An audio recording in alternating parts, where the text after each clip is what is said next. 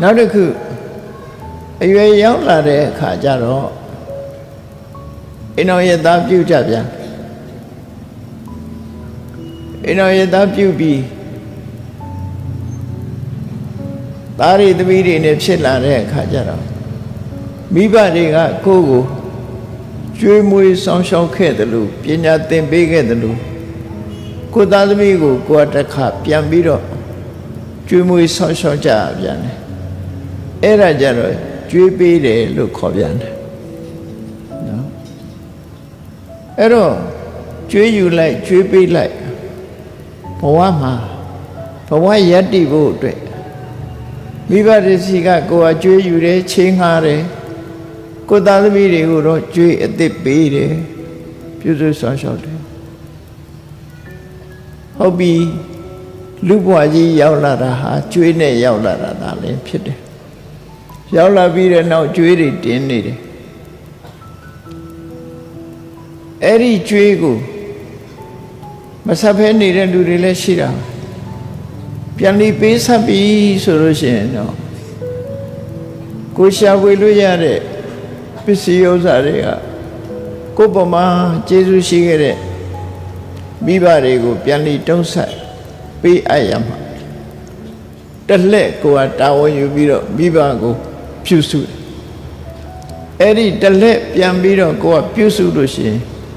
အဲ့ဒါကျွေးဆက်တယ်ဆိုကုသိုလ်ပြုပဲအကယ်၍မဆက်ဘူးဆိုရင်တာဝန်မကျေတဲ့ပုဂ္ဂိုလ်ဖြစ်တော့နော်အဲ့ဒီထဲကကိုယ်စီးပွားရှာလို့ပိုးရှမ်းလာပြီဆိုရင်ဘာလုပ်ကြလဲဖျားတယ်တယ်ကြောင်ဆောက်တယ်အခုလိုမန္တကြီးထိုးပြီးအလှကြီးပေးကြတယ်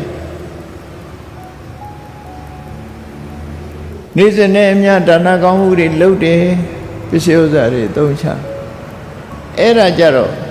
ကျွေးနဲ့မဆိုင်ဘူးကျွေးဆက်တာလည်းမဟုတ်ဘူးကျွေးယူတာလည်းမဟုတ်ဘူးသူကြတော့ဘာခေါ်တော့ဆိုရွှေအိုးမြုပ်တယ်ကိုပိုးလာတဲ့ပစ္စည်းဥစ္စာတွေကိုရှင်းနှီးမြုပ်နှံမှုအတွက်သိမ်းထားတဲ့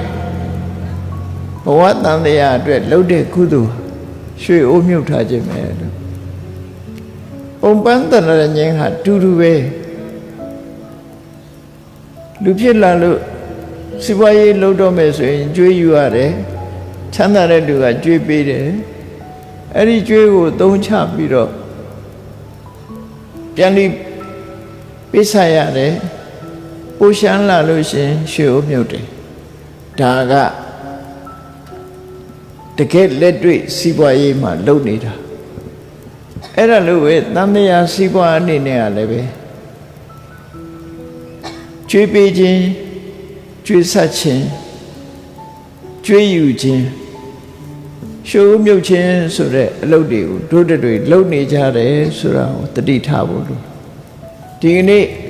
မန္တထဲမှာလူကြီးပေးနေတယ်ဆိုတာရွှေအိုးမြုပ်ခြင်းပဲဖြစ်တယ်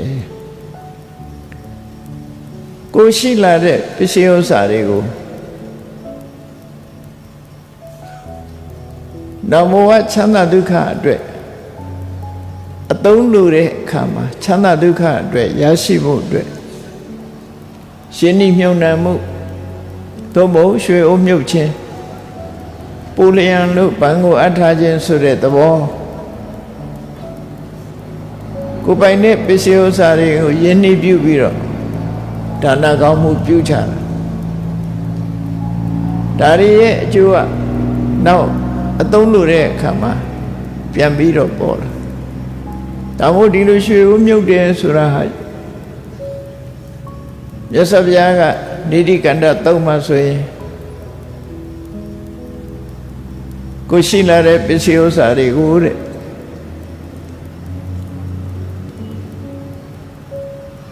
တကယ်အစစ်အမှန်ပစ္စည်းဥစ္စာတွေကိုတွင်းနဲ့ကြီးတွေတွင်းထဲမှာ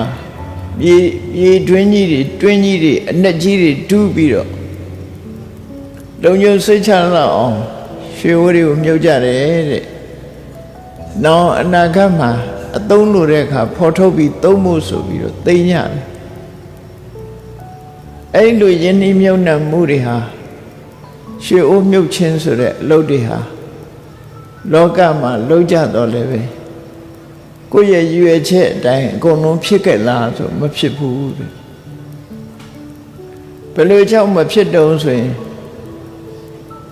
အမှတ်မှားလို့အထားမှားလို့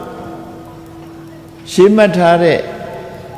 စာရေးစာရန်ပျောက်သွားလို့ဘယ်နာမြုပ်မိမှမသိလို့ပြန်ဖော်ထုတ်လို့မရတာမျိုးလို့ကိုမမြင်ရတဲ့တတ္တဝါတွေကကိုမြုပ်ထားတဲ့ရွှေအိုးတခြားရွှေယူသွားတာတို့